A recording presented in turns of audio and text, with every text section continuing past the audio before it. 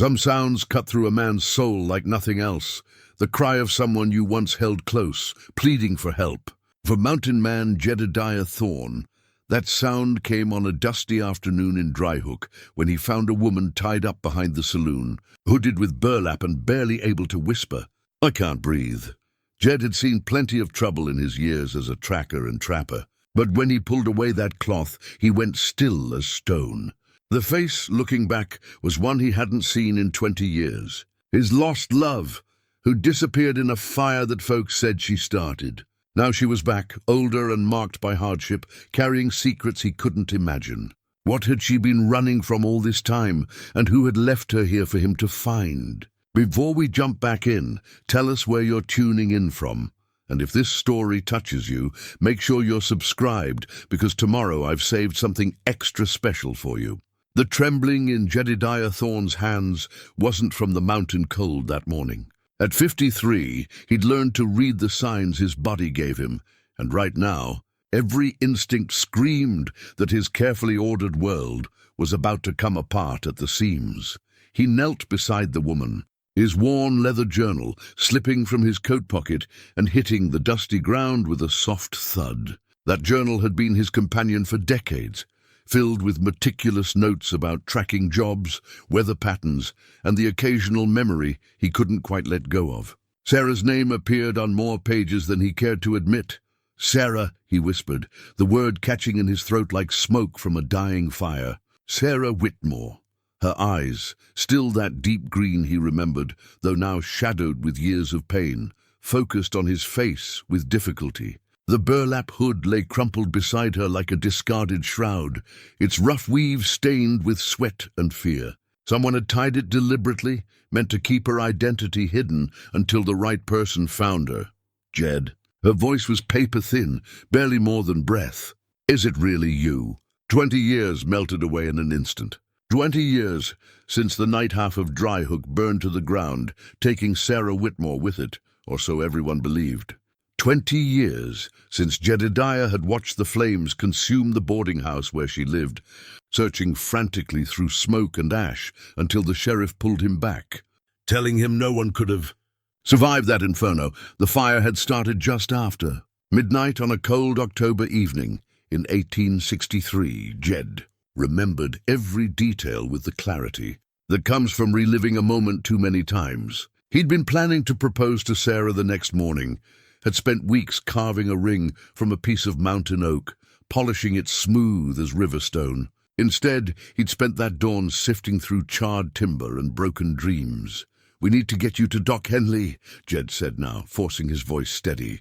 His tracker's instincts took over, assessing her condition with practiced efficiency. Dehydration, malnutrition, rope burns around her wrists, and something else, a wariness in her eyes that spoke of prolonged captivity. "Can you stand?" Sarah tried to push herself upright, but collapsed back against the saloon wall. "I don't think so.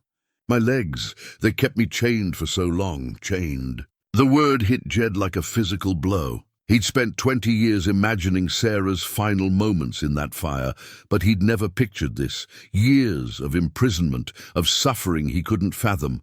"Who did this to you?" he asked. But Sarah's eyes had already drifted closed again, exhaustion claiming her.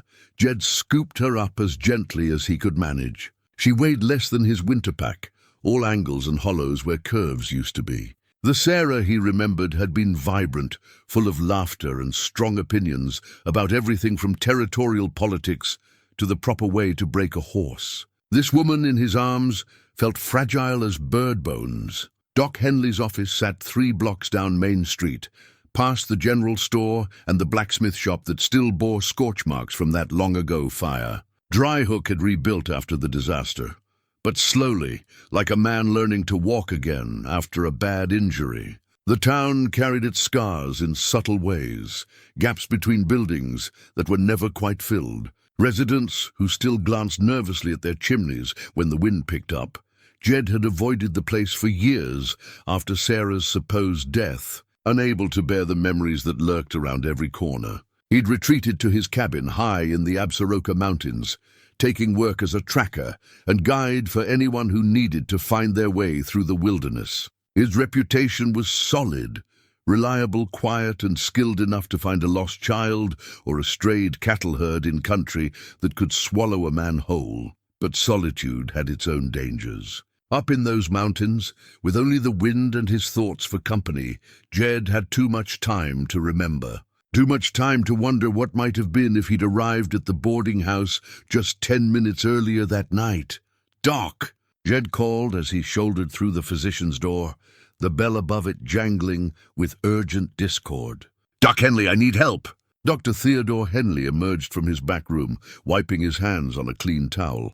At 68, he moved with the careful precision of a man who'd spent 4 decades setting bones and stitching wounds in a place where the nearest hospital was 3 days' hard ride away. His grey beard was neatly trimmed, his wire-rimmed spectacles perpetually perched on his nose, and his reputation for discretion was as valuable as his medical skill. "Jedediah Thorn," Doc said, taking in the scene with a quick professional glance. "I heard you were back in town. Who've you got there?" "Someone who needs help," Jed replied carefully. "Bad," Doc gestured toward his examination room. "Bring her through." As Jed laid Sarah on the padded table, Doc lit an additional lamp and began his examination. His hands moved with practiced gentleness, checking pulse, breathing, the condition of her bonds and injuries. After a few minutes, he looked up at Jed with troubled eyes. "This woman's been held captive for a considerable time," he said quietly. "Months, possibly years. The scarring on her wrists suggests repeated restraint, and her muscle tone indicates prolonged immobility. She's severely malnourished and dehydrated, but she'll survive with proper care." Doc paused, studying Sarah's face more closely. "There's something familiar about her features." "Do I know this woman?" Jed's throat tightened. "Doc, what I'm about to tell you, you need to keep it between us for now. Patient confidentiality is sacred in my practice. You know that. This is Sarah Whitmore." The color drained from Doc Henley's face. He'd been the one to officially pronounce Sarah dead after the fire, based on witness accounts and the impossibility of anyone surviving the blaze. He'd signed the death certificate himself. "That's impossible," Doc whispered. "I saw the boarding house." "No one could have." "I know what we all saw," Jed interrupted. "But here she is." Doc removed his spectacles and cleaned them with shaking hands.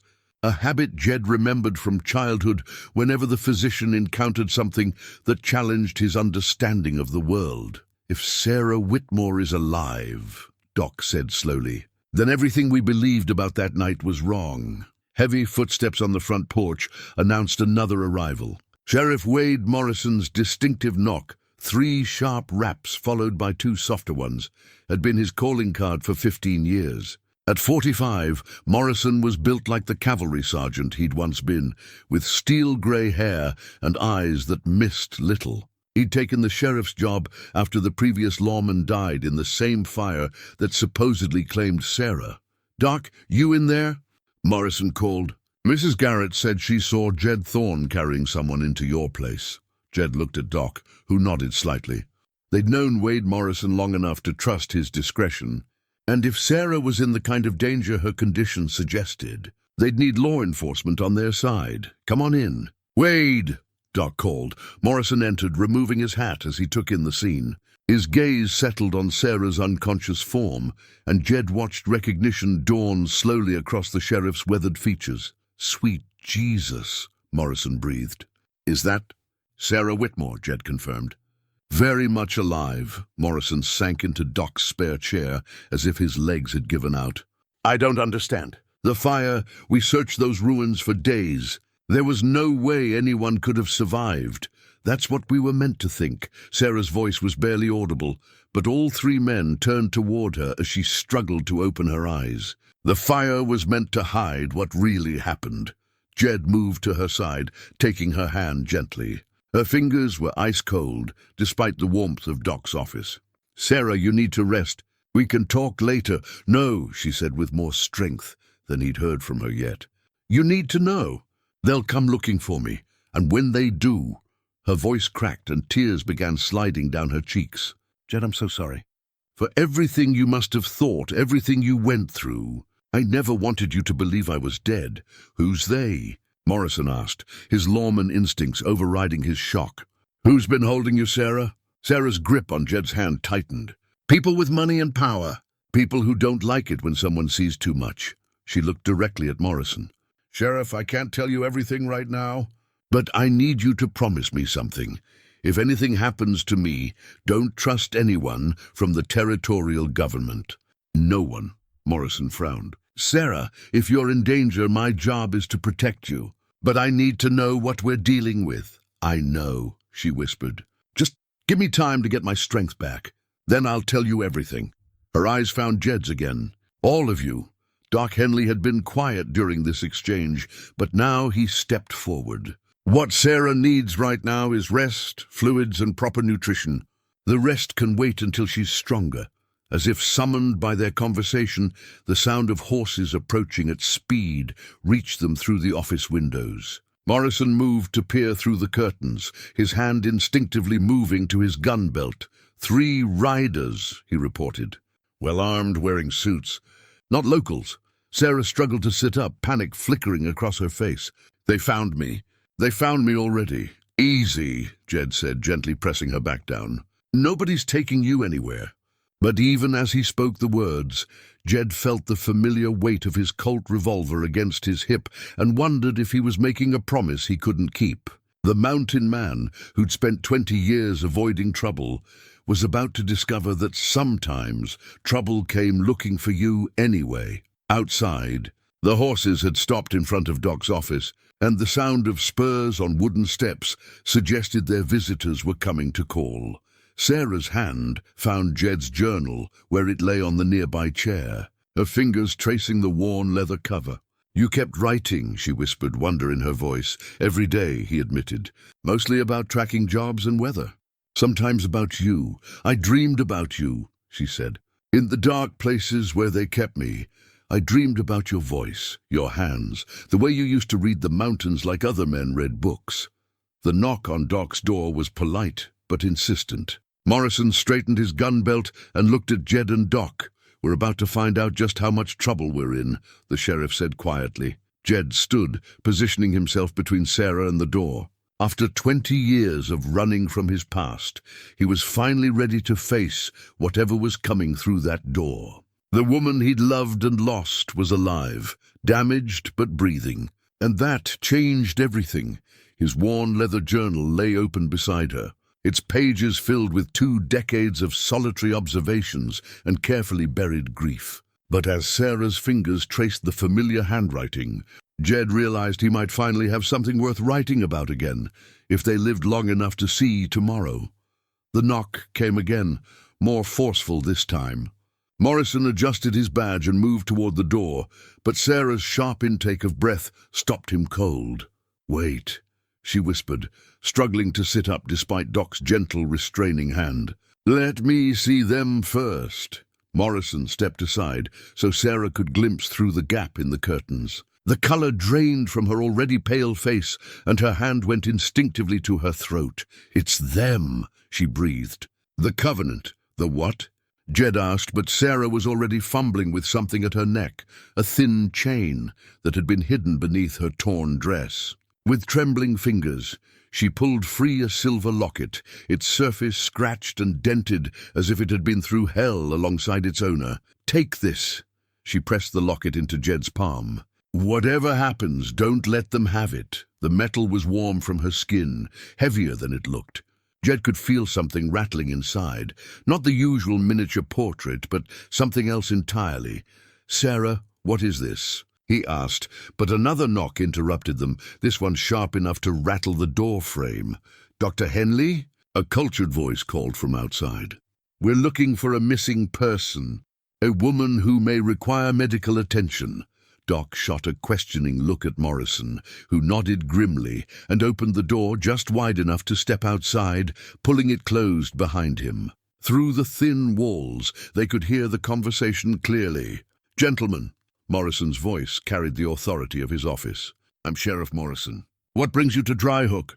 "Sheriff, my name is Marcus Donovan, Territorial Land Commissioner." The voice was smooth, educated, with just a hint of Eastern refinement. "We're tracking a dangerous fugitive, a woman who escaped from federal custody yesterday.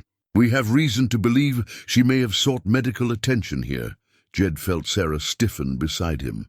The name Donovan clearly meant something to her, and none of it good. What's this woman wanted for? Morrison asked. Arson and murder, among other charges. She's considered extremely dangerous and should not be approached by civilians. There was a pause. Sheriff, I'm sure you understand the importance of federal cooperation in territorial matters. Sarah's grip on Jed's arm tightened. He's lying, she whispered. Donovan, he's my cousin, my father's sister's boy. But he's not here to help me. Through the walls, they heard Morrison's measured response. Well, Mr. Donovan, I haven't seen any strange women today. But if I do, I'll be sure to contact the territorial authorities through proper channels. I'm afraid that won't be sufficient. Donovan's voice had taken on a harder edge. We have information suggesting she's already been here. Perhaps the good doctor would allow us to search his premises. Not without a warrant, Doc called from inside, his usually gentle voice carrying surprising steel. Jed opened the silver locket with careful fingers. Inside, where a woman's portrait should have been, was a small, rolled piece of paper covered in tiny handwriting. But it wasn't the paper that made his blood run cold. It was the photograph tucked beneath it. The image was old, faded, but clear enough. It showed a young Sarah standing beside a tall man in a judge's robes. Behind them was a building Jed recognized, the territorial courthouse in Helena. But it was the third figure in the photograph that stopped his breath, a younger Marcus Donovan, his arm draped possessively around Sarah's shoulders. Sarah, Jed whispered. This photograph, my father, she said, tears starting to flow again. Judge William Whitmore. And yes, that's Marcus. Before he... She couldn't finish the sentence. The conversation outside was growing more heated. Morrison's voice carried a warning edge. Gentlemen, I'm going to have to ask you to state your business and move along. This is a peaceful town, and we don't take kindly to federal agents throwing their weight around without proper documentation. Sheriff Morrison. Donovan's tone had turned silky and dangerous. I hope you're not interfering with federal business. That would be most unfortunate for your career. Doc Henley had been watching Sarah carefully throughout the exchange. Now he moved to his medicine cabinet and withdrew a small vial of laudanum. Sarah, you need to tell us what's really going on here. Those men outside, they're not federal agents, are they? Sarah shook her head. The Covenant isn't part of the government. They are the government, at least out here. Marcus runs it now, ever since... She stopped, swallowing hard. Ever since they killed my father. The locket felt like it was burning in Jed's palm. He looked at the tiny paper again, squinting to make out the cramped handwriting. What he saw made his stomach drop. Sarah, this paper, it's a list of names. Land holdings. Amounts of money? He looked up at her. What is this? Evidence, she whispered.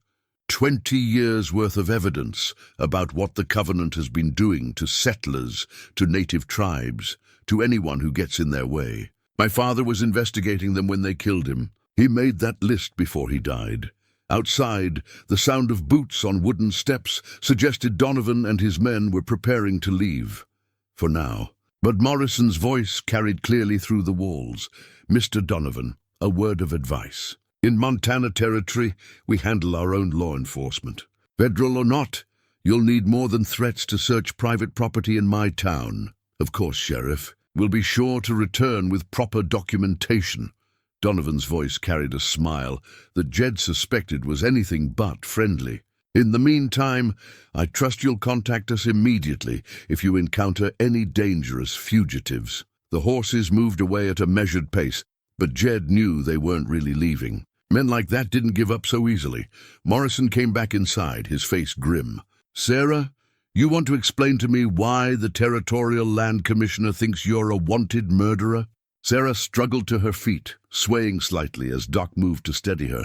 Because 20 years ago, I witnessed Marcus Donovan murder my father. The fire at the boarding house, it wasn't an accident. It was meant to kill me and destroy the evidence I carried. But you escaped, Jed said, pieces of the puzzle starting to fall into place. No, Sarah's voice was hollow. I didn't escape. They took me. Marcus couldn't risk killing Judge Whitmore's daughter outright. Too many questions. So they staged my death in the fire and kept me prisoner. For 20 years, Jed. 20 years of being moved from one hidden camp to another, always guarded, always watched. Doc Henley sank into his chair, the implications hitting him. The Covenant. They've been operating in this territory for 20 years. Longer, Sarah confirmed. Land fraud mostly. They identify valuable properties, mining claims, ranch land, timber rights, then find ways to force out the legal owners. Sometimes through legal manipulation, sometimes through intimidation. When that doesn't work, she touched her throat unconsciously. The boarding house fire, Morrison said slowly. There were other victims. The Henderson family, old Pete Morrison, Mrs. Chen from the laundry. Witnesses, Sarah said simply. People who had seen me with documents or who knew about my father's investigation. Marcus couldn't take any chances. Jed felt a cold rage building in his chest. All these years, he'd mourned Sarah's death, blamed himself for not being there to save her. Meanwhile, she'd been suffering in captivity while her captors walked free, probably attending church socials and territorial meetings. Why now? He asked. Why did they let you go now? Sarah's laugh was bitter. They didn't let me go. I escaped 3 days ago during a transfer between camps. The guard got careless, and I managed to slip my bonds. She touched the rope burns on her wrists. I've been running ever since, trying to get to someone who could help me, someone I could trust. And you came here, Jed said. I had nowhere else to go. Everyone I knew from before is either dead or working for them now. She looked at him with those green eyes that had haunted his dreams for 2 decades. I knew you lived somewhere in these mountains. I hoped, I prayed, that you might still be the man I remembered. The silver locket seemed to pulse in Jed's hand like a living thing. The evidence it contained could expose 20 years of corruption and murder. But it also made Sarah the most wanted woman in the territory, hunted by people with unlimited resources and no scruples about killing. Sarah, Doc said gently, if what you're saying is true, then you're in mortal danger. They'll never stop hunting you, I know, she whispered. That's why I can't stay. I won't put you all at risk. I just needed somewhere safe to rest, to figure out my next move. Jed stood abruptly, the decision crystallizing in his mind like ice on a winter pond. 20 years ago he'd failed to protect the woman he loved. 20 years of guilt and isolation had followed that failure. He wouldn't make the same mistake twice. You're not going anywhere, he said firmly. Not alone, Sarah started to protest, but Jed cut her off. Sarah, I've spent 20 years believing you were dead. 20 years thinking I'd failed you. I'm not walking away now. Morrison adjusted his gun belt. If what Sarah's telling us is true, we're not just dealing with a few corrupt officials. We're talking about a criminal organization that's been operating with impunity for decades. Which means, Doc added quietly, that they'll kill all of us to keep their secrets safe. Through the window, the late afternoon sun was casting long shadows across Dryhook's main street. Somewhere out there, Marcus Donovan and his men were planning their next move. The Covenant had had 20 years to perfect their methods, to place their people in positions of power throughout the territory. But they'd made one crucial mistake. They'd given Jedediah Thorn back the woman he'd thought was lost forever, and they'd done it just as the secrets of 2 decades were finally coming to light. The silver locket grew warm in his palm as Jed made his choice. Some things were worth fighting for, even against impossible odds. Some things were worth dying for. Sarah Whitmore was both. The abandoned mining cabin sat 3 miles northeast of Dryhook, hidden in a fold of granite and pine that most folks never bothered to explore. Jed had discovered it years ago during a tracking job and had since used it as a way station when the weather turned bad or when he needed solitude to think through a particularly difficult case. Now, as he helped Sarah from his horse in the gathering dusk, the cabin represented something more precious than shelter. It was sanctuary. It's not much, Jed said, shouldering his pack and Sarah's few belongings. But it's safe. No one knows about this place except me. Sarah stood unsteadily, her legs still weak from years of confinement. The ride from town had been slow and careful, with frequent stops to let her rest. Each mile had taken them deeper into country that Jed knew like the lines on his own hands, but that would be treacherous for anyone trying to follow. "It's perfect," she said, looking around at the small clearing surrounded by towering pines. I'd forgotten what it felt like to be somewhere without bars on the windows. Inside, the cabin was spartanly furnished, but clean. A stone fireplace dominated one wall, with a simple wooden table and 2 chairs nearby. A single bed occupied the far corner, covered with warm quilts that Jed had traded for in town. Oil lamps provided gentle light, and shelves along the walls held supplies: dried food, ammunition, medical supplies, and books. Sarah moved slowly around the space, touching things with the wonder of someone rediscovering the world. She paused at a shelf of books, running her fingers along the spines. "You always did love to read," she said softly. "I remember you carrying books in your saddlebags even on hunting trips." "Helps pass the long winter nights," Jed replied, building up the fire. "Some of those are new. Some I've had since before." As flames began to dance in the fireplace, Sarah settled carefully into one of the chairs. The warmth seemed to revive her slightly, bringing color back to her pale cheeks. "Jed," she said, "I need to tell you about that night. The night of the fire. You deserve to know what really happened." Jed paused in his work, a piece of kindling forgotten in his hands. For 20 years he'd imagined that night in 100 different ways, always wondering if there was something he could have done differently. "My father had been investigating land fraud for months," Sarah began, her voice steady but distant. "Settlers were losing their claims to mysterious legal challenges. Mining rights were being transferred to companies that didn't exist on paper. Native tribes were being forced off treaty lands by men who claimed federal authority." She pulled the silver locket from her dress and opened it, withdrawing the tiny rolled paper. "This list contains names, dates, amounts of money. It represents millions of acres of stolen land and thousands of displaced families." Jed moved his chair closer to hers, studying the cramped handwriting in the firelight. The names were a mixture of officials he recognized and companies he'd never heard of. The amounts of money were staggering. "Your father was building a case," he said. "More than that. He was planning to present evidence to the territorial governor, maybe even take it to Washington. Marcus knew about the investigation. He was pretending to help, feeding my father information while actually spying on him." Sarah's voice grew harder. "That night I was supposed to meet my father at his office.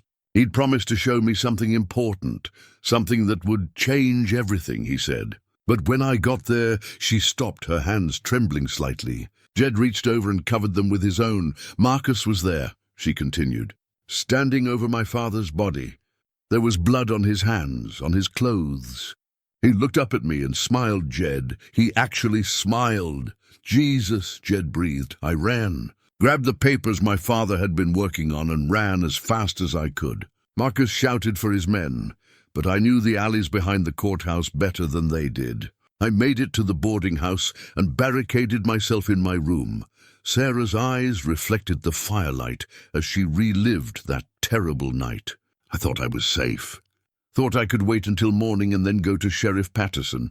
He was an honest man, would have listened to me. But then I smelled smoke. They set the fire to flush you out, to kill me and destroy the evidence. But they miscalculated. I got out through the back window, but Marcus was waiting. He grabbed me before I could scream." Her voice dropped to a whisper. "That's when he told me about his plan. Couldn't just murder Judge Whitmore's daughter outright, too many questions. But if I died in a tragic fire along with the evidence, well, that was just an unfortunate accident." Jed felt his jaw clench. "So they staged your death, left some of my belongings in the ruins, let people assume I'd been trapped inside. Meanwhile, I was already miles away, drugged and tied in the back of a wagon." Sarah's laugh was bitter. "Marcus visited me a few times over the years just to gloat. Told me how the Covenant was expanding, how my father's death had actually helped them by eliminating their biggest threat. The faded wanted poster that Morrison had shown them earlier made sense now. Jed pulled it from his coat pocket, studying the young woman's face in the lamplight. This poster. They made you into the criminal. Official story was that I killed my father in a rage over his will, then set the fire to cover my tracks. Marcus had witnesses who swore they saw me arguing with my father that day. All lies, but convincing lies. Sarah stood and moved to the window, looking out at the darkening forest. For 20 years, I've been a wanted murderer. Anyone who helps me becomes an accessory. Anyone who believes my story becomes a target. Jed joined her at the window. Sarah, look at me. She turned, and he saw the fear in her eyes, not just of Marcus and the Covenant, but of dragging him into danger. I spent 20 years thinking you were dead, he said firmly. 20 years believing I'd failed to save you. I'm not walking away now, just because there's danger involved. You don't understand what you're up against. The Covenant has people everywhere. Law enforcement, territorial government, business leaders. They have unlimited money and no conscience about using it. Then we'd better be smarter than they are. From his pack, Jed withdrew a bottle of whiskey and 2 tin cups. He poured a small amount into each cup and handed one to Sarah. To Judge William Whitmore, he said, raising his cup.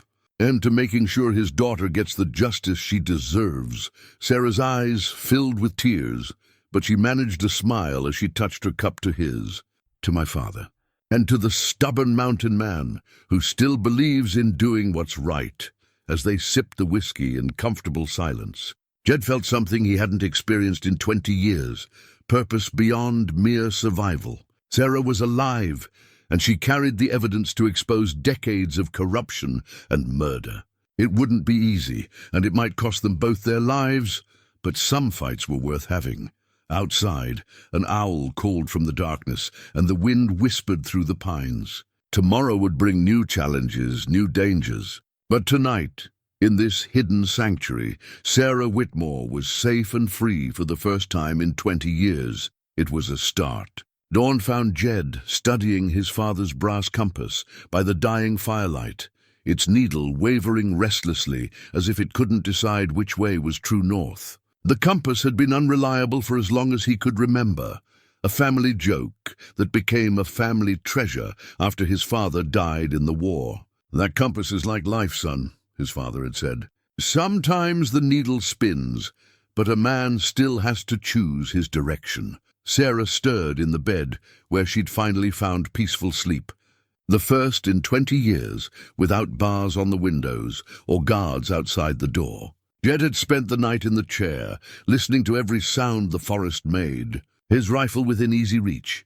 You didn't sleep, Sarah observed, sitting up slowly and pushing hair from her face. Slept enough. Jed closed the compass and slipped it back into his vest pocket. How are you feeling? Stronger.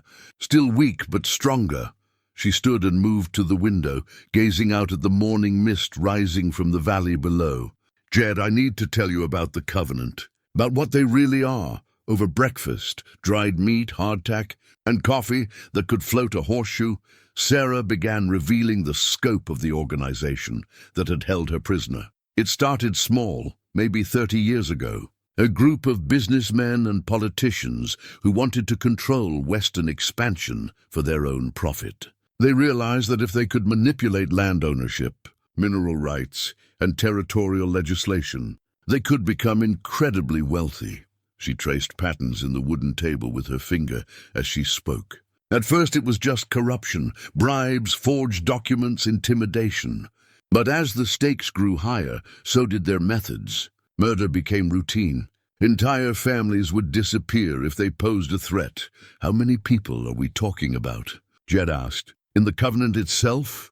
Maybe 50 core members across the Western Territories. But they have hundreds of associates, judges, sheriffs, land office clerks, mining company foremen, people who don't necessarily know about the murders, but who profit from the fraud. Jed refilled her coffee cup, noting how her hands had stopped shaking. Rest and safety were working their magic.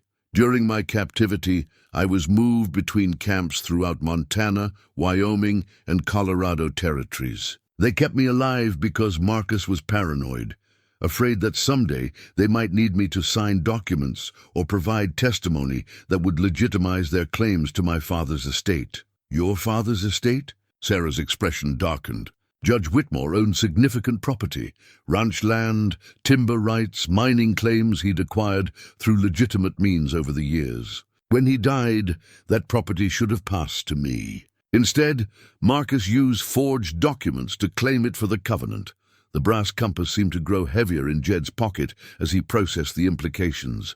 Sarah, if you're the rightful heir to all that property, then proving my identity and exposing the covenant would invalidate decades of their transactions. Hundreds of thousands of acres would revert to legitimate owners. Mining companies would lose their claims. Railroad routes would have to be renegotiated. She looked up at him.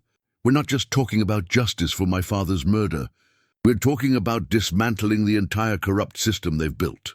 A sound from outside made them both freeze, horses approaching at a steady pace. Jed moved to the window, keeping low as he peered through the gap in the curtains. 3 riders, he whispered, but not Covenant. I know one of them. Relief flooded through him as he recognized the lead rider, Emma Clearwater, who ran the general store in Dryhook and served as unofficial liaison between the town and the local Cherokee families. Behind her rode 2 Cherokee men he didn't recognize, but their bearings suggested they were warriors. Jed opened the cabin door as Emma dismounted. At 42, she was a handsome woman with intelligent dark eyes and graying black hair braided with silver ornaments. Her mixed Cherokee and Irish heritage had made her an outsider in some circles, but her fierce intelligence and fair dealing had earned respect throughout the territory. Jed, she said without preamble, we need to talk. Emma, it's good to see you, but this isn't a good time. It's about the woman you're hiding. The one Marcus Donovan is hunting. Emma's expression was grim. Word travels fast in Indian country. We know who she is. Sarah appeared in the doorway, and Emma's breath caught. Sarah Whitmore. I'll be damned. Emma had been barely 20 when Sarah disappeared, but she remembered the fire and its aftermath. We all thought you were dead. That was the idea, Sarah replied. Emma, how much do you know about what's been happening? Emma gestured to her companions. This is Joseph Standing Bear and his son Michael. Their family lost their treaty land to a mining company 5 years ago. Same company that's been gobbling up Cherokee property all through this region. Joseph Standing Bear was a man of perhaps 50, with weathered features and eyes that missed nothing. His son Michael was younger, maybe 30, with the build of a warrior and the watchful stillness that came from living in hostile territory. The company calls itself Montana Mineral Development, Joseph said, his English precise despite a slight accent. But the papers were signed by men from something called the Covenant. Sarah and Jed exchanged glances. How do you know that name? Sarah asked. Because my family has been tracking their activities for years, Michael replied. They've displaced dozens of Cherokee families, always using legal technicalities and forged documents. We've been gathering evidence, but we needed someone who understood their inner workings. Emma stepped forward. Sarah, these men represent more than just their own families. There's a network of displaced people throughout the territory. Cherokee, white settlers, Mexican landowners, even some German immigrants, all victims of the same corrupt system. What are you proposing? Jed asked, though he suspected he already knew. Alliance, Joseph said simply. You have evidence of their crimes. We have knowledge of their current operations and safe places to hide. Together, we might have enough to bring them down. Sarah studied the 3 newcomers, weighing her options. What you're talking about would make you all targets. The Covenant doesn't hesitate to kill entire families. They've already taken our land, Michael said. Destroyed our communities. What do we have left to lose? Emma pulled a small cloth pouch from her belt, intricately beaded Cherokee work that seemed to shimmer in the morning light. This belonged to my grandmother. She said it would protect those who fought for justice. She held it out to Sarah. I think she'd want you to have it. Sarah accepted the medicine pouch with reverence, understanding its significance. Emma, if we do this, if we really try to expose the Covenant, there's no going back. They'll come after all of us. Then we'd better make sure we get them first, Emma replied. Jed pulled out his father's compass again, watching the needle spin uncertainly. Sometimes choosing direction meant accepting that the path ahead would be dangerous and unclear. "All right," he said finally. "If we're going to do this, we do it right. No half measures, no backing down once we start." Sarah clutched the medicine pouch to her chest, drawing strength from its ancient power. For the first time in 20 years, she wasn't facing the Covenant alone. The war for justice was about to begin. The surveyor's map that Sarah produced from her hidden belongings 3 days later changed everything. Spread across the cabin's wooden table, the detailed territorial chart showed boundary lines that existed nowhere in official records, a shadow. Geography of corruption that stretched across 3 territories. "My father had this, made by a surveyor he trusted," Sarah explained, her finger tracing the red ink marks that indicated fraudulent claims. "Every mark represents stolen land. Every line represents a family destroyed."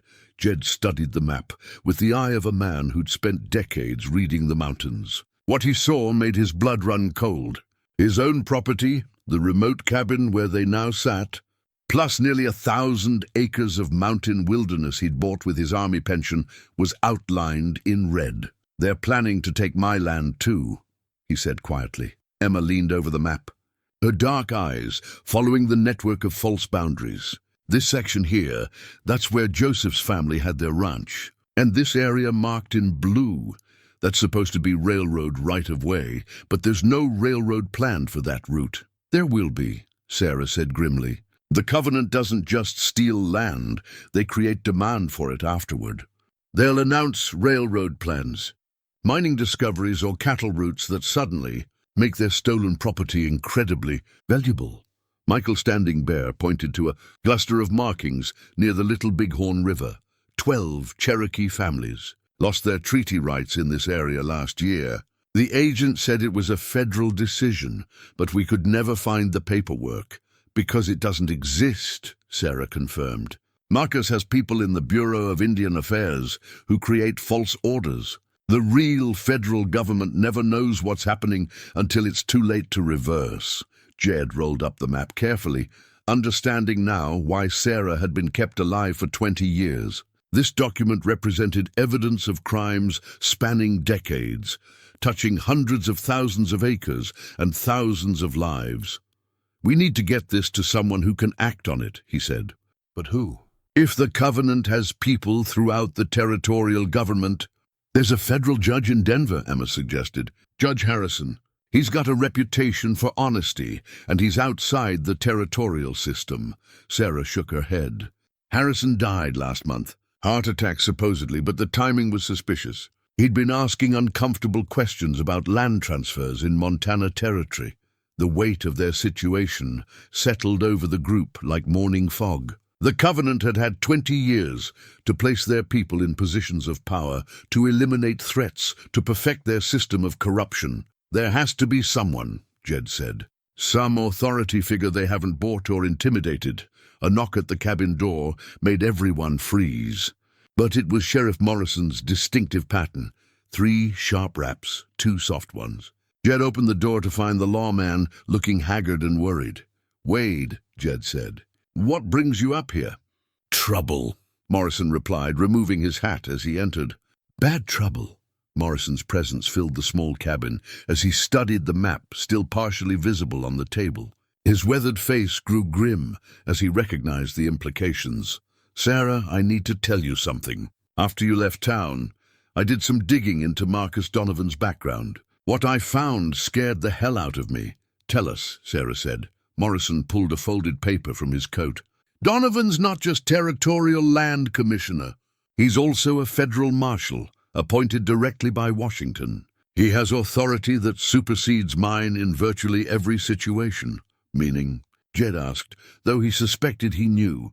"Meaning if he decides you're all fugitives from federal justice, I can't legally protect you. He can deputize anyone he wants, requisition supplies from any town, even call in military support if he claims it's a matter of territorial security." Emma's jaw tightened.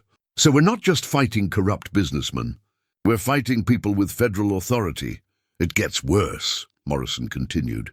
I sent a telegram to Denver trying to verify Donovan's credentials. Got a response this morning saying the inquiry was being forwarded to the appropriate authorities. 3 hours later, Donovan himself walked into my office.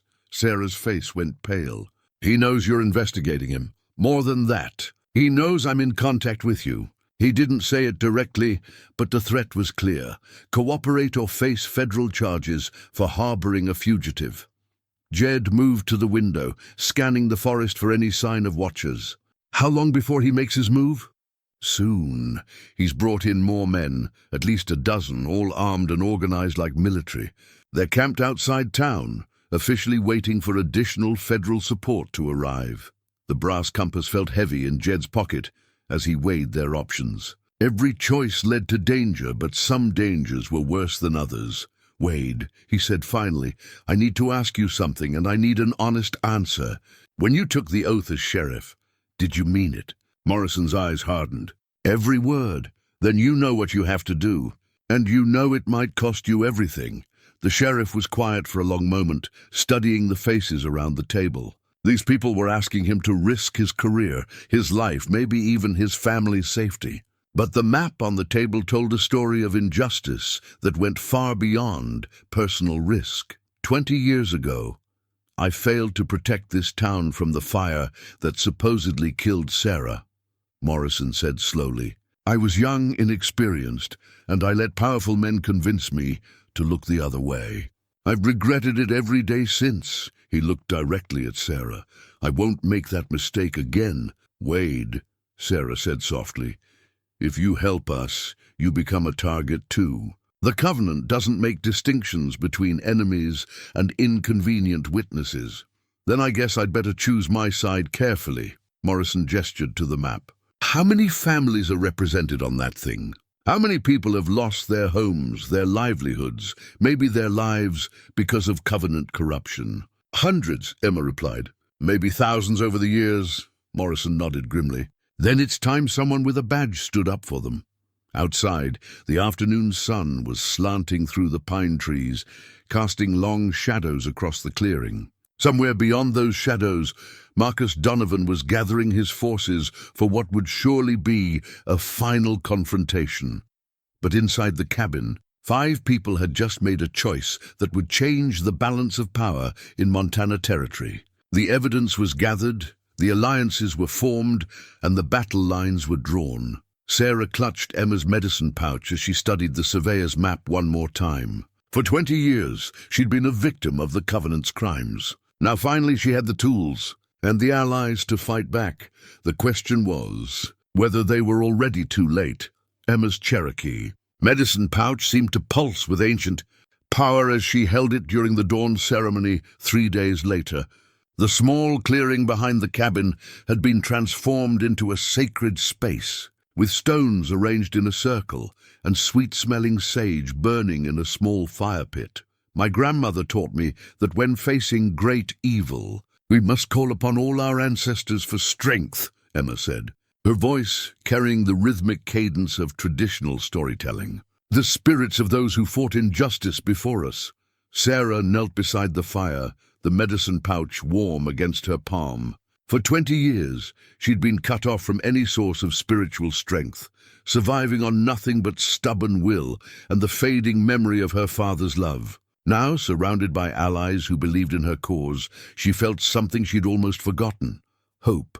Joseph Standing Bear spoke in Cherokee, his words flowing like water over stone.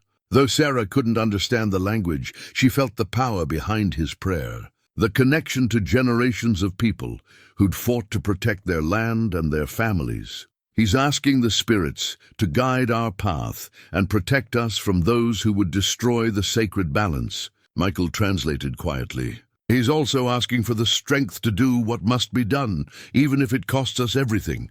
After the ceremony, they returned to the cabin where Morrison was waiting with troubling news. His face was grim as he spread a collection of papers across the table.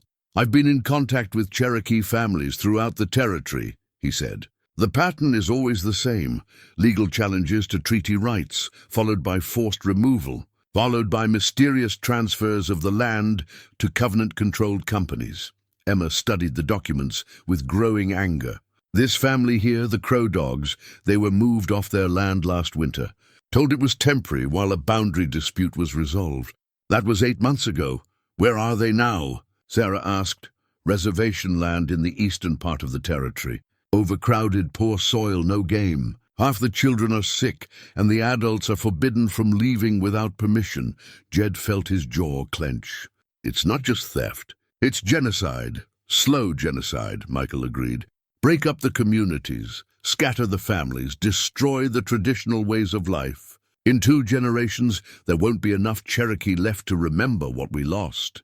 Sarah stood and moved to the window, her hand instinctively going to the silver locket at her throat. The list my father compiled, it includes payments to Bureau of Indian Affairs officials, amounts that match up with land transfers throughout the territory. He knew, Morrison said. Judge Whitmore was investigating the systematic destruction of native communities. That's why they killed him, Sarah said. Not just because he threatened their profits, but because he was documenting their methods. If his evidence had reached Washington, it still can, Emma interrupted. Sarah, you're not just a witness to your father's murder. You're the keeper of evidence that could save thousands of lives. But even as Emma spoke those words of hope, the sound of approaching horses reached them through the forest. Many horses moving with military precision. Jed grabbed his rifle and moved to the window. What he saw made his blood run cold. At least 20 riders were surrounding the cabin, spread out in a perfect circle to prevent escape. At their head rode Marcus Donovan, his expensive suit somehow remaining immaculate despite the rough mountain travel. Sarah Whitmore! Donovan's voice carried easily across the clearing. I know you're in there. Come out peacefully, and your friends won't be harmed. Sarah's hand tightened on the medicine pouch. He's lying. The moment I step outside, he'll kill all of you to eliminate witnesses. Morrison checked his revolver, his face grim. How many rounds do we have between us? Not enough, Jed replied, counting the armed men outside. Not nearly enough. Michael Standing Bear moved silently to the back window. There's a deer path that leads down to the creek. If we can reach the water, we might be able to lose them in the heavy timber beyond. Sarah! Donovan called again. You have 1 minute to surrender, or I'll order my men to burn the cabin with all of you inside. Wouldn't want history to repeat itself, would we? The reference to the boarding house fire 20 years ago sent rage coursing through Jed's veins. This man had orchestrated Sarah's torment, had kept her prisoner for 2 decades, and now he was threatening to finish what he'd started. There's another option, Sarah said quietly. I could surrender. Give myself up to save the rest of you. No, Jed said firmly. We're not losing you again. Emma opened her medicine pouch and withdrew a small piece of turquoise, polished smooth by generations of handling. My grandmother told me this stone could turn aside bullets and evil intentions. She wore it during the Troubles of 1863, when the army tried to force our people onto the reservation. She pressed the stone into Sarah's hand. Today you carry our ancestors' protection. The sound of glass breaking came from the front of the cabin as one of Donovan's men shot out a window. They were running out of time. The back path, Morrison decided. Sarah, you go first with Michael. Emma and Joseph follow. Jed and I will cover your escape. I'm not leaving you to face them alone, Sarah protested. You're not leaving us, Jed said, moving to her side and taking her face in his hands. You're carrying the evidence that will destroy them. You're carrying justice for your father and all the families they've destroyed. He kissed her then, quick and fierce, pouring 20 years of love and loss into that single moment. Get to Denver. Find someone in the federal government who can't be bought. Make sure the world knows what the Covenant has done. Sarah's eyes filled with tears, but she nodded. The weight of her father's evidence, the medicine pouch, and the hopes of countless displaced families settled on her shoulders like a sacred burden. 30 seconds. Donovan shouted from outside. Michael had the back window open, scanning the forest beyond for the safest route. Joseph was gathering supplies into a travel pack with practiced efficiency. Emma stood beside Sarah, her presence a source of strength and calm. Sarah, Emma said quietly, Whatever happens here, remember, you're not alone anymore. You carry the prayers of many people with you. The first gunshot shattered the morning air, followed immediately by the sharp crack of splintering wood as bullets tore into the cabin's front wall. "Go!" Morrison shouted, returning fire through the broken window. Sarah squeezed Jed's hand one last time, then followed Michael through the back window into the forest beyond. Emma and Joseph disappeared after them, moving with the silent grace of people who'd learned to survive in hostile territory. Jed watched until they were safely into the tree line, then turned back to help Morrison hold off Donovan's assault. The medicine pouch's ancient power was gone, carried away with Sarah toward whatever future awaited them all. But as bullets flew and smoke filled the cabin, Jed felt something he hadn't experienced in 20 years, the satisfaction of fighting for something that truly mattered. The blood-stained deed that Sarah pulled from her father's hidden safe 3 weeks later changed everything they thought. They knew about the Covenant's crimes. She'd led Michael and Emma through mountain paths known only to hunters and trappers, eventually reaching the ruins of her childhood home, Judge Whitmore's estate, officially destroyed in an accidental fire 2 years after Sarah's disappearance. But the safe had survived, hidden beneath the stone foundation where her father had concealed his most important documents. Sarah's hands shook as she worked the combination, muscle memory guiding her fingers through the sequence her father had made her memorize as a child. Her mother's birthday. Reversed, the metal door swung open with a rusty groan, revealing papers that had waited 22 years for Sarah's return. "Sweet Mother of God," Emma breathed, as Sarah unfolded the deed with infinite care.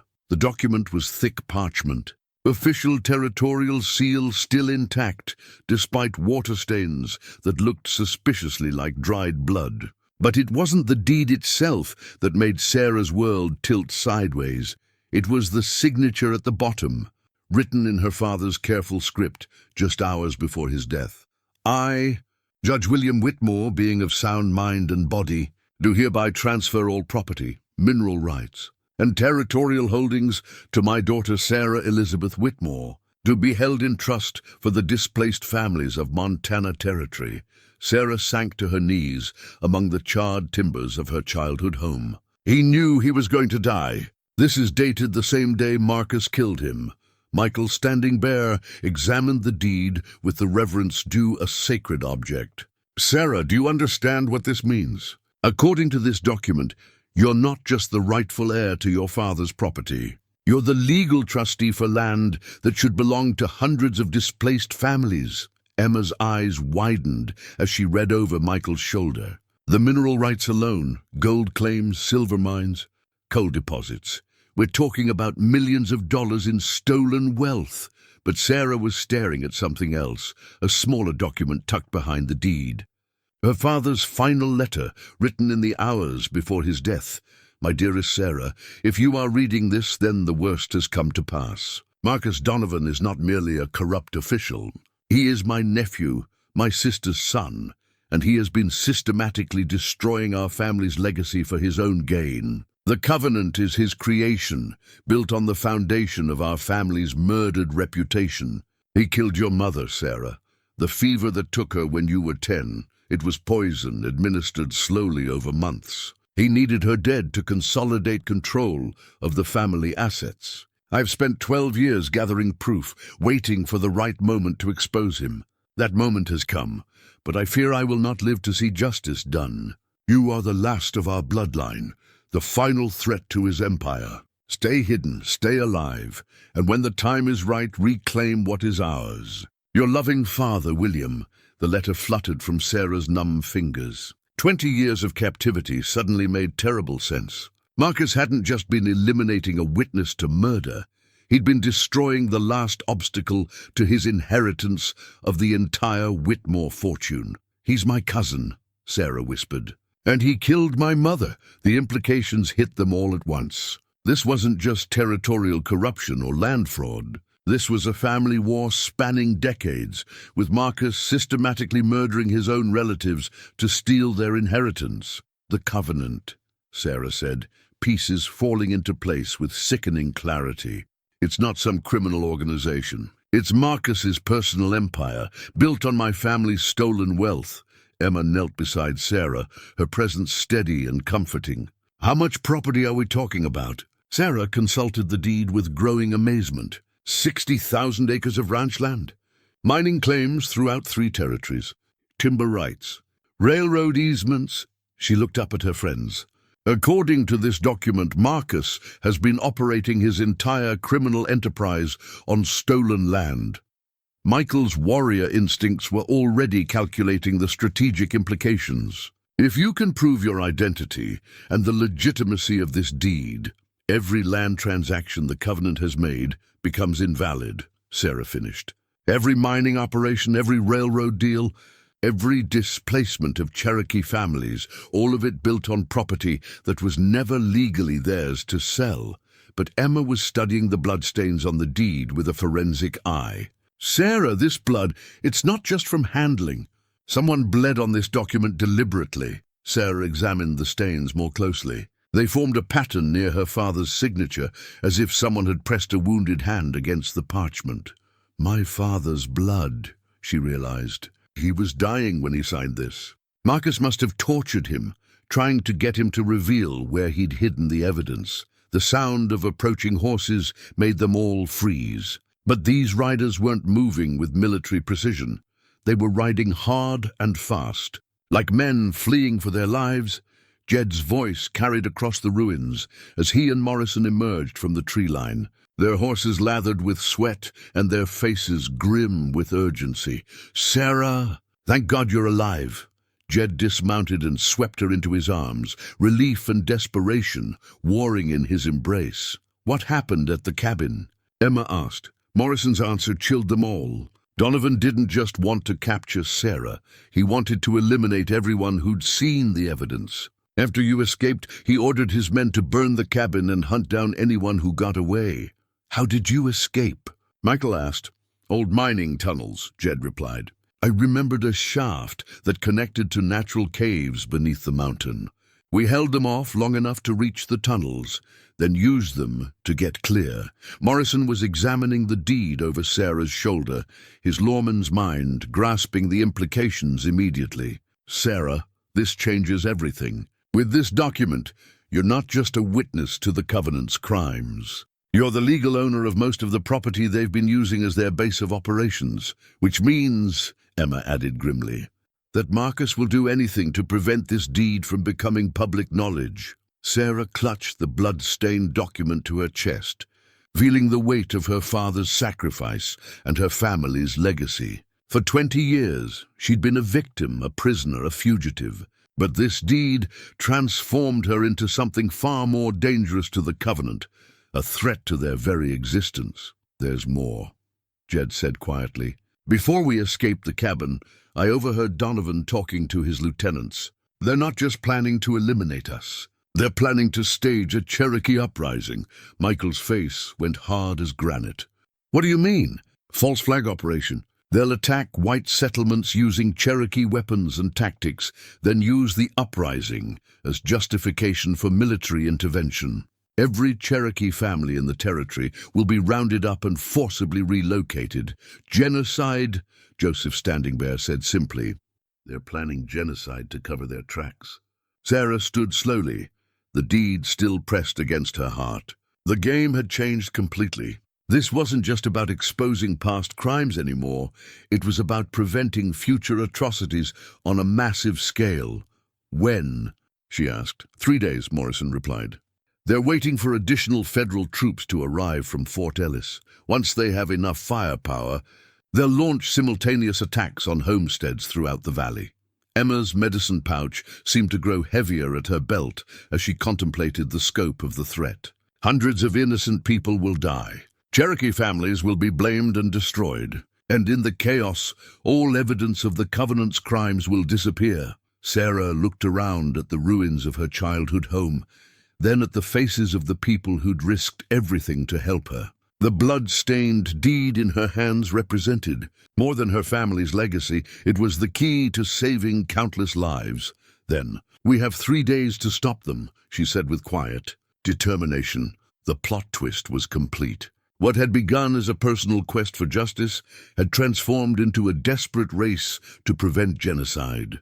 And the weapon they needed to stop Marcus Donovan was, written in her father's blood, on a deed that made Sarah Whitmore one of the wealthiest landowners in Montana Territory, if she lived long enough to claim it. The cavalry saber felt strange in Jed's hands after 20 years of peace. He'd buried the weapon after the war, sworn he'd never take up arms again, except to hunt game or defend against wild animals. But as he cleaned the blade by lamplight in their new hideout, an abandoned Cherokee ceremonial cave deep in the Absaroka Mountains, he accepted that some oaths were meant to be broken. "You sure about this?" Morrison asked, checking his rifle for the dozenth time since they'd begun planning their assault on Dryhook's old church. "No," Jed replied honestly. "But I'm sure about what happens if we don't try." 2 days had passed since they'd discovered the blood-stained deed, and their small band of allies had grown to nearly 30 people. Word had spread through the Cherokee communities with the speed of wildfire. Sarah Whitmore was alive. She carried proof of the Covenant's crimes, and she was planning to take back what was stolen. Emma moved between the various groups like a general preparing for battle, coordinating supply lines and escape routes with the efficiency of someone who'd spent her lifetime navigating hostile territory. The medicine pouch at her belt had become a symbol of hope for the displaced families, proof that someone finally stood ready to fight for justice. "The church is where this all began," Sarah said, studying hand-drawn maps of Dryhook that Michael had sketched from memory. 22 years ago, my father held his final meeting with trusted allies in that church basement. He was planning to hide the original deed there, in the space beneath the altar, until he could safely transport it to federal authorities. Joseph, standing bare, traced the building's outline with a weathered finger. "If the deed is still there, it's there," Sarah said with quiet certainty. "My father was a methodical man. He would have wrapped it in oiled cloth, sealed it in a metal box, and hidden it where only family could find it." Doc Henley looked up from his medical supplies, his face showing the strain of the past week. "Sarah, even if we recover the original deed, how do we get it to authorities who can act on it? Every territorial official could be compromised. We don't take it to territorial authorities," Sarah replied. "We take it directly to Washington. To President Grant himself, if necessary." The plan they'd developed was audacious in its simplicity. While Donovan's forces prepared for their false flag operation against Cherokee settlements, Sarah's group would strike at the heart of Covenant.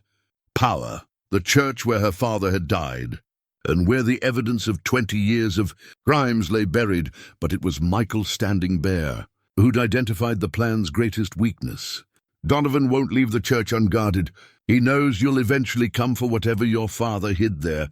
How many men do you think he'll post?" Morrison asked. "Enough to stop us," Emma replied grimly. "Marcus isn't stupid. He knows this is his last chance to eliminate the evidence and the witnesses."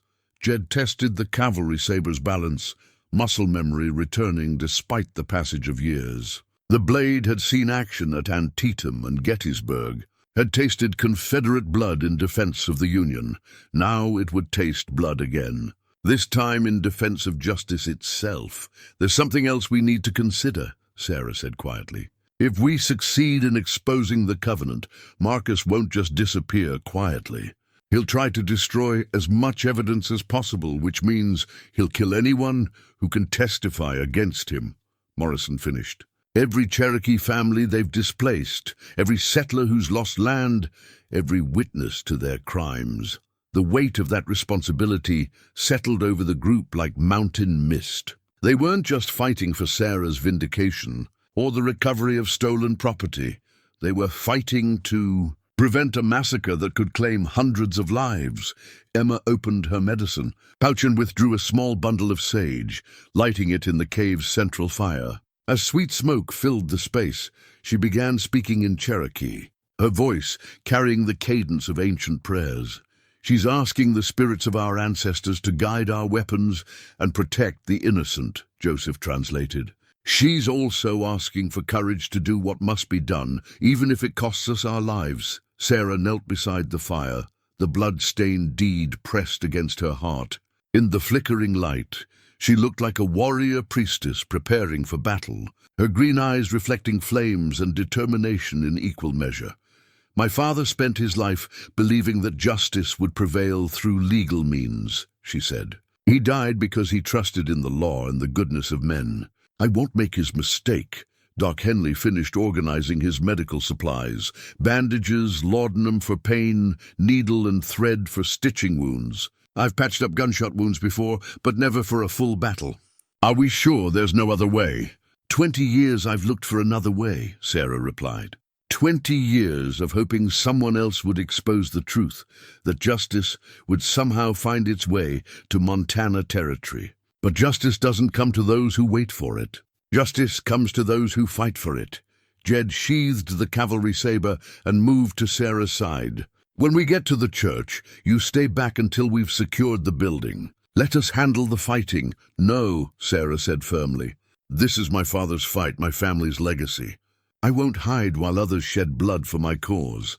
Sarah, Jed, for 20 years I've been a victim, a prisoner, a fugitive. Tomorrow, I reclaim my identity as Judge William Whitmore's daughter and the rightful heir to everything the Covenant has stolen. Her voice carried steel that hadn't been there weeks ago. I'll not dishonor my father's memory by cowering when the moment of truth arrives. Emma finished her ceremony and joined them beside the fire.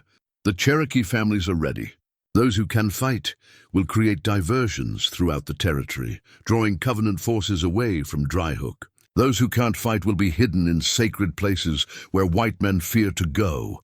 And if we fail, Morrison asked, then we die fighting, Michael replied simply. Better to die standing than to live kneeling. As the night deepened, they made final preparations for the assault. Weapons were cleaned and loaded, supplies packed for quick movement, escape routes memorized. Doc Henley mixed medicines that would dull pain and prevent infection. Emma created additional medicine pouches for each fighter, small bits of protection blessed by ancestral spirits.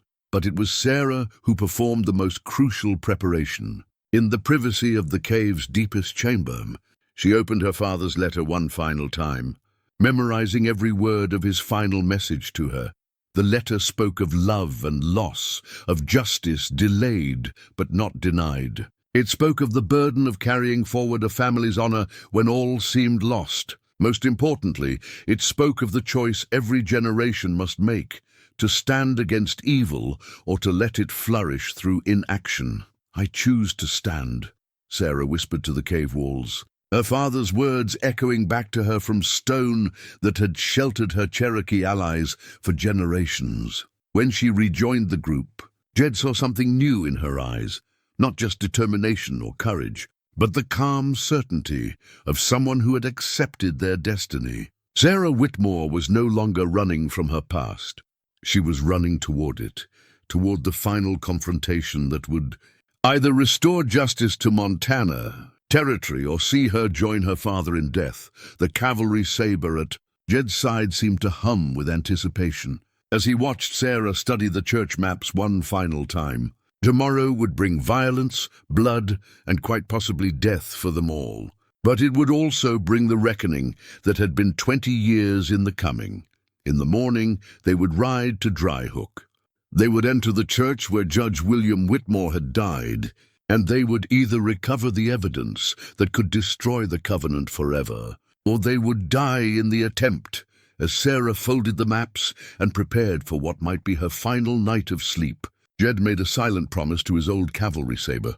If violence was coming, if blood must be shed for justice to prevail, then let it be swift and let it be final. The war for Montana Territory's soul would begin at dawn. The church bell began tolling at dawn, its bronze voice carrying across Dryhook with the weight of prophecy. Sarah recognized the pattern immediately. 3 long peals, followed by 2 short ones, repeated endlessly. It was the signal her father had taught her as a child, the code that meant danger comes, but hope endures. Someone's ringing the warning, she said. her heart racing as she checked her rifle one final time. From their position in the hills, overlooking the town, Jed could see the chaos beginning to unfold in Dryhook's streets. Donovan's men were running toward predetermined positions, clearly surprised by the early warning. The false flag operation against Cherokee settlements wasn't scheduled to begin until noon, but someone had decided to accelerate the timeline. "Doc Henley," Morrison said grimly, recognizing the steady rhythm of the bell. "He's warning the whole territory that trouble's coming." The bronze church bell continued its urgent tolling as Sarah led her small assault team down the hillside toward Dryhook's outskirts. Behind them, Emma and Joseph were leading the larger group of Cherokee warriors toward strategic positions throughout the town, ready to create the diversions that would draw Covenant forces away from the church. But as they approached the building where her father had died 22 years ago, Sarah saw that Marcus had anticipated their move. At least a dozen armed men surrounded the church, positioned with military precision to cover every approach. "He knows we're coming," Michael observed, studying the defensive positions through a spyglass. "Of course he does," Sarah replied. "Marcus has always been 3 steps ahead of everyone else. But this time, he's made a mistake." Jed looked at her questioningly, and Sarah pointed to the bell tower, where Doc Henley was still pulling the rope with determined rhythm, despite the bullets beginning to fly around him. "The bell," she said. "Marcus doesn't understand its significance. He thinks it's just an old man making noise. But that bell is calling every honest person in Dryhook to witness what happens here today." As if summoned by her words, townspeople began emerging from their homes and businesses. Not many, most were too frightened of Covenant retribution to take sides openly. But enough. The blacksmith appeared with a shotgun. The general store owner stepped onto his porch with a rifle. The school teacher gathered her students safely inside, but positioned herself at a window where she could see everything. "Witnesses," Morrison said with satisfaction. "Even if we don't survive, there'll be people who can testify about what really happened here." The first gunshot shattered the morning air as one of Donovan's men tried to silence Doc Henley in the bell tower.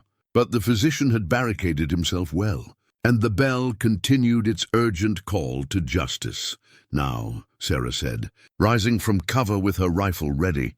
They moved toward the church in 2 groups, Jed and Morrison approaching from the west, while Sarah and Michael circled toward the east entrance. The plan was simple: create enough confusion to reach the altar where her father's evidence lay hidden, retrieve the deed, and escape before Donovan could rally his full forces. But Marcus Donovan had other plans. Sarah Whitmore. His voice boomed across the churchyard as he emerged from the building's main entrance, flanked by 4 armed men. "I've been waiting 22 years for this moment." Sarah stepped into the open, her rifle trained on her cousin's chest. At 50 yards, she could see the family resemblance that had once made her trust him. The same dark hair, the same strong jaw that had characterized the Whitmore bloodline for generations. "Hello, Marcus," she said, her voice carrying clearly across the space between them. "You're looking well for a man who's spent 2 decades living on stolen money." Marcus smiled, the same charming expression that had fooled her father all those years ago. "Sarah, dear cousin, you always did have a flair for the dramatic, just like your father. My father was a better man than you'll ever be.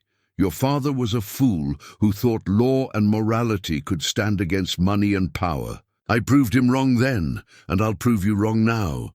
The bronze bell continued tolling overhead as Doc Henley maintained his desperate warning to the territory. Each peal seemed to strengthen Sarah's resolve, connecting her to her father's memory and her family's legacy.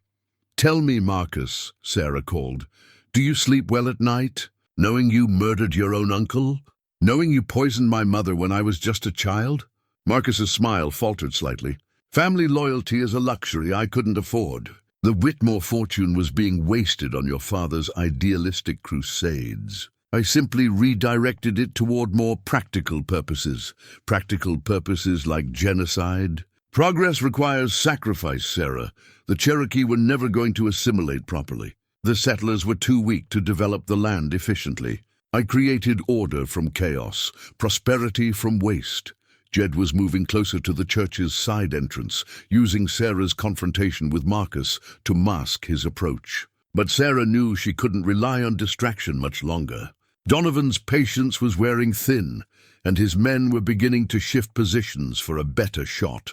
The church bell tolled again, its bronze voice carrying across Montana territory with news that justice had finally come to Dryhook. The original deed emerged from its hiding place beneath the church altar like a resurrection, its oiled cloth wrapping perfectly preserved after 22 years in the darkness. Sarah's hands trembled as she unwrapped her father's final gift, the legal document that would restore justice to Montana territory and vindicate thousands of displaced families. The paper was yellowed with age, but completely legible. Every word of Judge William Whitmore's careful handwriting still clear. The territorial seal was intact, the signatures were authentic, and the witness marks were properly notarized. This wasn't just evidence, it was proof absolute that the Covenant's entire empire had been built on fraud. "My God," Morrison breathed, reading over Sarah's shoulder in the dim light filtering through the church's stained glass windows. "This deed transfers ownership of everything. Mining rights, railroad easements, water rights, grazing lands. We're talking about half of Montana territory. Outside, the battle was intensifying. Jed's cavalry saber had tasted blood again as he fought his way past Donovan's guards, each stroke of the blade carrying 20 years of suppressed rage. The weapon moved with deadly grace, cutting down men who'd spent 2 decades profiting from corruption and murder. But it was Sarah who faced the greatest danger. Marcus Donovan stood between her and the church's exit, his expensive pistol trained on her heart with the steady hand of a man who'd killed many times before. "The deed, Sarah," Marcus said calmly. "Hand it over, and I might let your friends live." "We both know you're lying," Sarah replied, clutching the precious document to her chest. "You can't afford to leave witnesses, not after everything that's happened." Marcus's smile was cold as winter stone. "You're right, of course. But I thought I'd offer you the chance to die with some dignity." For family's sake, the bronze church bell continued tolling above them, its urgent voice carrying news of the confrontation to every corner of the territory. Doc Henley's desperate warning had worked. Riders were already racing toward neighboring towns with word that the Covenant's crimes were finally being exposed. Emma's Cherokee warriors had created chaos throughout Dryhook, attacking Covenant positions with the fury of people who'd lost everything to these men. Michael Standing Bear led a group of displaced Cherokee families in liberating the land office, where they were destroying fraudulent records and recovering stolen tribal documents. Sheriff Morrison had rallied the honest citizens of Dryhook to stand against the Covenant's authority. The blacksmith, the general store owner, the school teacher, and a dozen others had taken positions throughout the town, their weapons trained on Marcus's remaining men, but the real victory would be decided here, in the church where Judge William Whitmore had died, trying to preserve the evidence that could save thousands of lives. "You know what this deed means, don't you?" Sarah asked, holding the document where Marcus could see it clearly. "Every land transaction you've made for 20 years becomes invalid. Every mining claim, every railroad deal, every displacement of Cherokee families, all of it built on property that was never yours to sell." Marcus's face darkened with rage. "My property. I'm the surviving male heir of the Whitmore family. Everything should have been mine from the beginning. After you murdered everyone else who had a claim to it, family business cousin, nothing personal." Jed appeared in the church's side entrance, his cavalry saber dripping blood and his face grim with purpose. He'd fought his way through Marcus's guards, leaving a trail of bodies in his wake. The weapon that had defended the Union at Gettysburg had proven equally effective at defending justice in Montana territory. "Sarah," Jed called. "The way is clear. Let's go." But Marcus raised his pistol higher, his finger tightening on the trigger. "One more step and she dies." "The deed dies with her." The original deed seemed to pulse with power in Sarah's hands as she made her final choice. For 20 years, she'd been a victim of Marcus's crimes.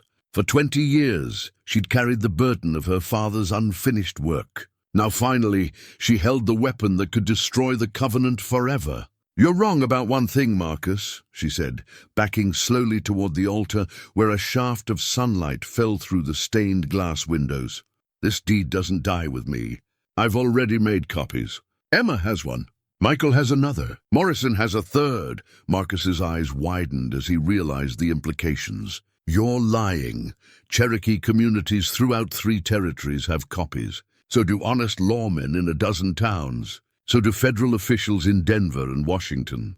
Sarah's voice carried the ring of absolute truth. "Kill me, and you'll only make yourself the target of a manhunt that will span the entire continent." The deed caught the colored light from the windows as Sarah held it high, its words clearly visible to the townspeople gathering outside.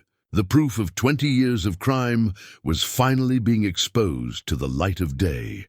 Marcus Donovan's empire of corruption was crumbling around him, and the bronze church bell tolled his defeat with every resounding peal. 6 months after the gunshots fell silent in Dryhook's church, Sarah stood in the Denver federal courthouse wearing a simple blue dress and her father's gold watch chain, testifying before a panel of judges who would determine the fate of Montana Territory's largest criminal conspiracy in history. The wedding ring on her finger caught the afternoon. Light as she spoke, a band crafted by Jed from the gold of her father's pocket watch melted down and reformed into a symbol of new beginnings built from old treasures. The metal carried the weight of family history and the promise of a future finally free from the shadows of the past. The covenant operated with impunity for over 20 years, Sarah testified, her voice clear and strong in the hushed courtroom. They displaced hundreds of families, murdered dozens of witnesses, and stole millions of acres of land through systematic fraud and intimidation. In the gallery behind her sat the faces of Justice Restored, Emma Clearwater, now appointed as territorial liaison for displaced families, Joseph and Michael Standing Bear, representing Cherokee communities whose lands were being returned, Sheriff Morrison, whose courage had earned him appointment as regional marshal, and Doc Henley, whose heroic warning bell had saved countless lives. The federal investigation had moved with surprising speed once the evidence became public. Marcus Donovan's arrest had triggered a cascade of confessions from Covenant associates, each eager to reduce their sentences by revealing the full scope of the conspiracy. The network of corruption had reached into territorial governments across the West, but its exposure had led to the largest federal land rights restoration in American history. Mrs. Thorn, the lead judge, said, addressing Sarah by her married name, "Your testimony has been instrumental in identifying nearly 400 families wrongfully displaced from their properties. Can you tell the court what steps are being taken to ensure such injustices don't happen again?" Sarah glanced back at Jed, who sat in the front row with the quiet dignity of a man who'd found his purpose again. The mountain tracker who'd spent 20 years in self-imposed exile had become a territorial land inspector, using his knowledge of the wilderness to verify legitimate claims and expose fraudulent ones. "Your Honor, we've established a new territorial land office with oversight from multiple federal agencies. Every claim will be verified through multiple sources, and any transfer of native treaty lands must be approved by tribal councils and federal representatives.